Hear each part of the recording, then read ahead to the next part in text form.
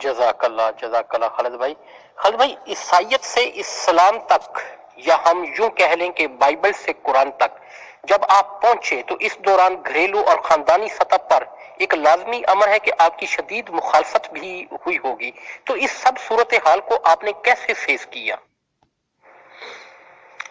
بسم اللہ الرحمن الرحیم۔ جی صابر صاحب، آپ کا چوتھے سوال کے سلسلے میں عرض یہ کر دوں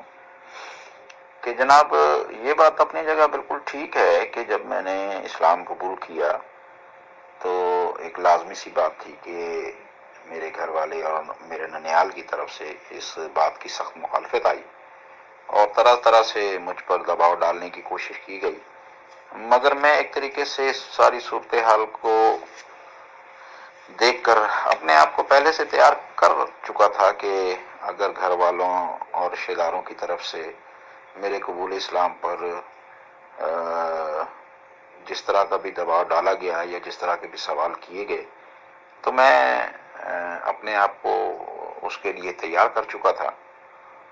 اور پھر ہوا بھی یہی کہ میرے قبول اسلام پر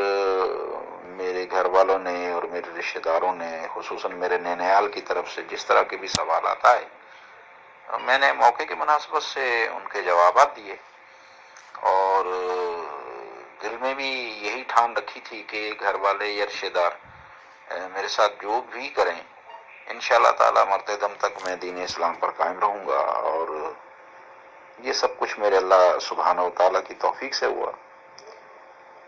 اور یہ کہ ان سب مخالفتوں کے بعد، حتیٰ کہ عیسائی مشنریوں کے تنگ کیے جانے پر بھی، میں نے اللہ تعالیٰ کے فضل و کرم سے خود کو دین اسلام پر رکھا، یعنی اللہ تبارک و تعالیٰ کی مدد سے میں دین اسلام پر ہی رہا، اور آئندہ کے لیے بھی میں اللہ تعالیٰ سے یہی دعا کرتا ہوں اور کہ اللہ تعالیٰ مجھے اور میرے اہل و عیال کو دین اسلام پر استقامت دے، اور ہم لوگوں کو یعنی مجھے اور میرے گھر والوں کو دین اسلام پر زندہ رکھے، اور دین اسلام پر ہی ہمارا خاتمہ بالخیر ہو۔ السلام علیکم ورحمۃ اللہ وبرکاتہ۔ آمین الہی آمین۔ خالد بھائی، آپ کی زندگی دو حصوں پر مشتمل ہے، ایک حصہ وہ جو آپ نے مذہب عیسائیت کے زیر اثر رہ کر گزارا، دوسرا حصہ وہ جب آپ اسلام کی آغوش میں آئے۔ اگر میں آپ سے یہ عرض کروں کہ سابقہ کندن اور آج کے خالد محمود میں کیا فرق ہے، تو آپ کس طریقے سے کمپیریزن کریں گے؟ بسم اللہ الرحمن الرحیم۔ جی صابر حسین صاحب، اس حوالے سے میں آپ کی خدمت میں یہ عرض کر دوں کہ دیکھیں، دین اسلام ایک آفاقی اور لازوال دین ہے، انسانی زندگی کے لیے ایک کامل اور مکمل ضابطہ حیات ہے، اور اس کامل اور مکمل ضابطہ حیات کی بنیاد پر قرآن کی بنیاد جو ہے وہ قرآن کریم اور آقا کریم صلی اللہ علیہ وسلم کی احادیث مبارکہ ہیں، اور یہ کامل اور مکمل ضابطہ حیات کیونکہ اب دیگر غیر مسلم اقوام کے پاس موجود نہیں ہیں جن پر چل کر وہ دنیا و آخرت کی کامیابی کو چھو سکیں۔ ہاں، اس پر آپ یہ تو کہہ سکتے ہیں کہ موجودہ دور میں دنیاوی اعتبار سے غیر مسلم اقوام نے مسلمانوں کے مقابلے میں بہت ترقی کی ہے، مگر محض دنیاوی ترقی آخرت میں کامیابی کا معیار تو ہرگز نہیں ہو سکتی نا۔ لیکن اس حوالے سے بھی ایک بات یاد رہے کہ جب تک مسلمان غیر مسلم اقوام سے کسی بھی لحاظ سے متاثر نہیں ہوئے تھے اور انہوں نے دنیا کے مقابلے پر ہمیشہ دین کو ترجیح دی، تو مسلمان ہمیشہ غیر مسلم اقوام پر دنیاوی اعتبار سے بھی سرفراز و کامران رہے، اور قرب قیامت میں بھی انشاءاللہ تعالی دینی اعتبار سے اہل اسلام ان غیر مسلم اقوام پر مقدم رہیں گے، کیونکہ قرب قیامت میں انشاءاللہ تعالی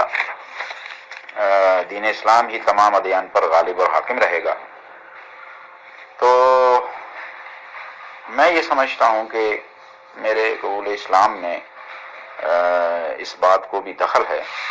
اور خصوصاً جو میں نے اپنے قبول اسلام کی وجوہات بیان کی ہیں، اس کے بعد مجھے جو دینی کتابیں پڑھنے کا ذوق اور شوق رہا جو اب تک مجھ پر موجود ہے، تو وہاں جو کچھ میں نے پڑھا اور جو کچھ سمجھا اور اپنے بزرگوں سے سیکھا اور سنا، اس کے بعد میں نہیں سمجھتا کہ کوئی وجہ آپ کو دین اسلام سے روک سکے یا آپ دین اسلام کو قبول نہ کریں، جبکہ آپ کے اندر حق کو تلاش کرنے کی جستجو بھی ہو. تو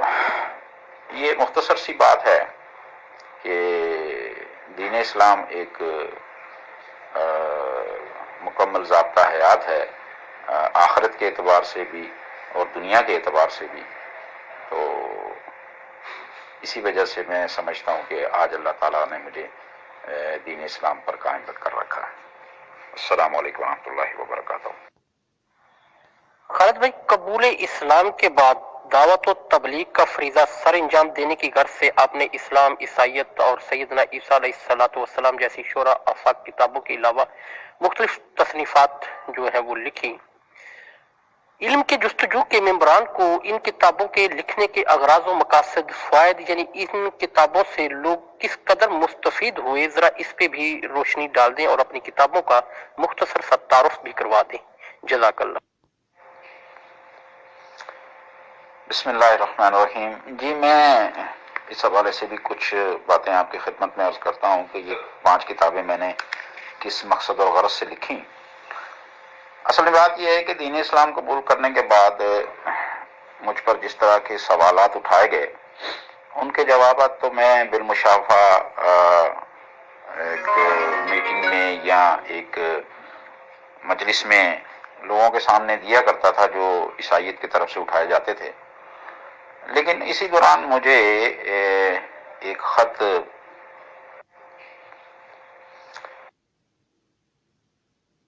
تو اس نے دین اسلام پر مختلف قسم کے سوالات اور اعتراضات کیے جو بہت ہی عامیانہ اور شوقیانہ قسم کے تھے. تو میں نے اس حوالے سے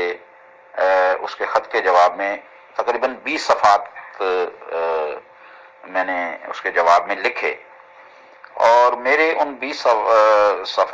صفحات کے جواب کو جو ہے حضرت مولانا اسلم شیخو پوری صاحب رحمۃ اللہ علیہ نے اپنے ایک رسالے کے اندر قسطوار شائع کیا. یہ کتاب جب یہ میرے سوالات، میرے جوابات جب قسطوار شائع ہو گئے تو اس کے بعد میں نے ایک اور میرے محترم دوست ہیں، ان کے کہنے پر میں نے پھر ان جوابات کو تفصیلی طور پر لکھا. تو جب یہ میں ان جوابات کو تفصیلی طور پر لکھ چکا تو پھر میں نے یہ اپنا تفصیلی جوابات جامعہ فاروقیہ کے اندر ایک رسالہ وہاں سے شائع ہوتا ہے الفاروق کے نام سے، میں نے وہاں یہ اپنے جوابات دیے. تو انہوں نے وہاں پر اس کو قسطوار شائع کرنا. تو جب یہ الفاروق کے اندر یہ میرا یہ تفصیلی جواب قسطوار شائع ہوتا رہا، اور جب یہ مکمل قسطوں میں چھپ گیا یہ سارا جواب، تو پھر اسی جواب کو لے کر میں ہمارے حضرت مولانا محمود اشرف صاحب جو جامعہ دارالعلوم کراچی میں شیخ الحدیث ہے، میں ان کی خدمت میں حاضر ہوا اور ان کو بتایا کہ حضرت یہ اس طریقے سے میں نے پادری شمن ناصر کے جو اعتراضات ہیں اس کے جواب میں نے یہ ایک جوابات لکھے تھے. تو اگر آپ یہ سمجھتے ہیں کہ ان کو کتابی شکل دے دی جائے تو آپ دیکھ لیں. تو انہوں نے کہا کہ یہ مسودہ یہاں چھوڑ جاؤ، میں اس کو دیکھتا ہوں اور پھر اس کے بعد تمہیں اس کا جواب دوں گا. تو یہ کہہ کر میں واپس اپنے آفس میں آ کر بیٹھا ہی تھا کہ 15-20 منٹ کے بعد حضرت کا فون آیا. انہوں نے کہا کہ میں نے تمہاری کتاب کمپوزنگ کے لیے دے دی ہے، تو انشاءاللہ یہ چھپے گی. تو میرے لیے تو بہرحال بہت خوشی کی بات تھی، کیونکہ میں نے یہ پہلی بار اس طریقے سے لکھا تھا اور پھر پہلی ہی دفعہ اس کی اپروول ہو گئی اور وہ کتابی شکل میں چھپنے کے لیے چلی گئی. اللہ کا کرنا یہ ہوا کہ سن 2000 کے اندر جامعہ دارالعلوم کراچی میں 50 سالہ تقریب تھی، اور اسی موقع پر میری یہ پہلی کتاب اسلام عیسائی سیدنا عیسیٰ علیہ السلام چھپ کر آئی. اور اللہ کا ایسا کرنا ہوا کہ وہ 4 یا 5 دن کے اندر وہ پہلا ایڈیشن ختم ہو گیا. اس کے بعد پھر اس کے کئی ایڈیشن چھپے، یعنی اس وقت تقریباً یوں سمجھ لیجیے کہ میں مبالغے سے اگر کام نہ لوں تو اس کے 4تھا-5واں ایڈیشن اس وقت چھپ کر آ گیا ہے. تو یہ پہلی کتاب تو پادری شمن ناصر کے خط کا جواب ہے، اور باقی 4 کتابوں کے بارے میں آپ کو بتاتا ہوں. جی، بسم اللہ الرحمن الرحیم. تو میں دوسری کتاب انجیل برناباس کے بارے میں آپ کی خدمت میں یہ عرض کر دوں کہ یہ جو کتاب ہے انجیل برناباس، اس کا 1916 کا نسخہ میرے پاس موجود ہے، اور یہ میں نے اسلامک مشن سنت نگر لاہور والوں سے بڑی منت سماجت کر کے حاصل کیا تھا، اور جب یہ نسخہ مجھے ملا تو میں نے اس کو دیکھا، یہ کافی پرانا تھا، تو میرا جی چاہا کہ اس کی ریکمپوزنگ ہو جائے اور یہ چھپ کر آ جائے، کیونکہ اس میں میرے آقا مولانا حضرت صلی اللہ علیہ وسلم کی بشارات بھی ہیں اور دین عیسوی کی صحیح تعلیمات بھی اس کے اندر موجود ہیں۔ تو میں اس نسخے کو لے کر پھر حضرت مولانا محمود اشرف صاحب کی خدمت میں حاضر ہوا۔ انہوں نے اس کو دیکھا اور بہت خوشی کا اظہار فرمایا، اور وہیں مجھے کہا کہ اس کو کمپوزنگ کے لیے دے دیں، یہ بھی چھپے گی۔ تو الحمدللہ پھر میں نے اس کو کمپوزنگ کے لیے دے دیا، اور اس کے حاشیے پر کچھ کام کرنے کا تھا، وہ اللہ تعالیٰ نے مجھ سے کروایا، اور اس پر شروع میں نے کچھ ایک مقدمہ لکھا ہے، وہ اس کو آپ مقدمہ تو خیر کیا کہیں گے، لیکن یہ ہے کہ جو کچھ حضرت مولانا تقی عثمانی صاحب نے انجیل برناباس کے حوالے سے اپنی کتاب عیسائیت کیا ہے میں لکھا ہے، اسی کو میں نے لے کر یہاں شامل کیا، اور اس میں جو کچھ ضروری کام تھا وہ میں نے کر کے پھر الحمدللہ مولانا محمود اشرف صاحب کو دیا، اور پھر یہ چھپ کر جو ہے وہ مارکیٹ میں آ گیا، اور الحمدللہ اس کا بھی یہ چوتھا 5واں ایڈیشن جو ہے اس وقت منظر عام پر آ چکا ہے۔ اگلی بات اگلی آڈیو میں کرتا ہوں۔ بسم اللہ الرحمن الرحیم۔ جی یہ میری کتاب ایک ہے فاقلید صلی اللہ علیہ وسلم۔ یہ کتاب لکھنے کا جو پس منظر ہے وہ یہ ہے کہ میری جو پہلی کتاب اسلام عیسائیت سیدنا عیسیٰ علیہ السلام ہے، اس کے جواب میں مجھے مردان لوتھرن چرچ کے بشپ پیٹر مجید نے ایک انتہائی توہین آمیز قسم کا خط لکھا تھا۔ تو یہ خط جب مجھے اس نے لکھا تو میں نے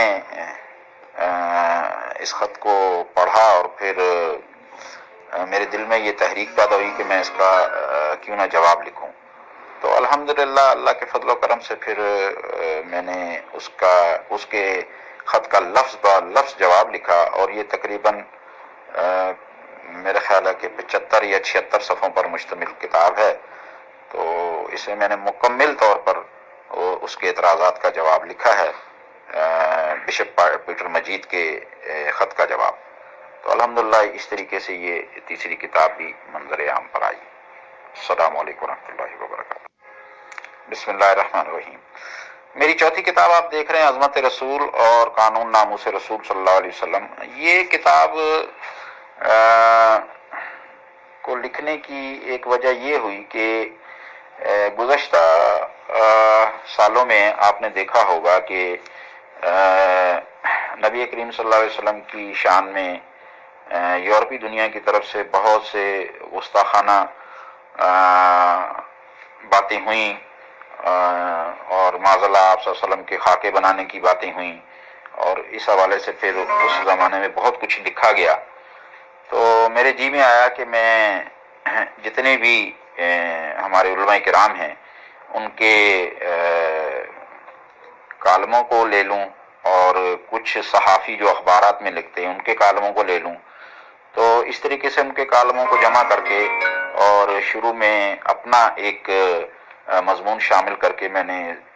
یہ کتاب جو ہے اس کا مسودہ بیت السلام کو دیا۔ تو الحمدللہ بیت السلام والوں نے اس کو کتابی شکل میں شائع کر دیا۔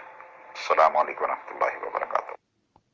جی بسم اللہ الرحمن الرحیم۔ وہ پہلی آڈیو میں کچھ غلطی ہو گئی تھی، اس لیے میں نے اس کو ڈیلیٹ کر کے اب دوبارہ آڈیو کر رہا ہوں۔ وہ یہ ہے کہ یہ تحفہ نصرانیت کا پس منظر یہ ہے کہ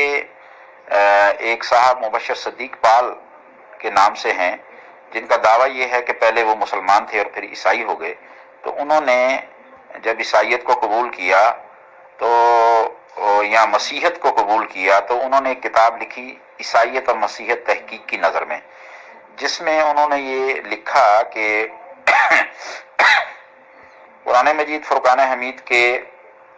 عیسیٰ علیہ السلام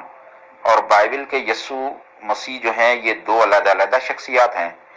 اور قرآن کی مریم علیہ السلام اور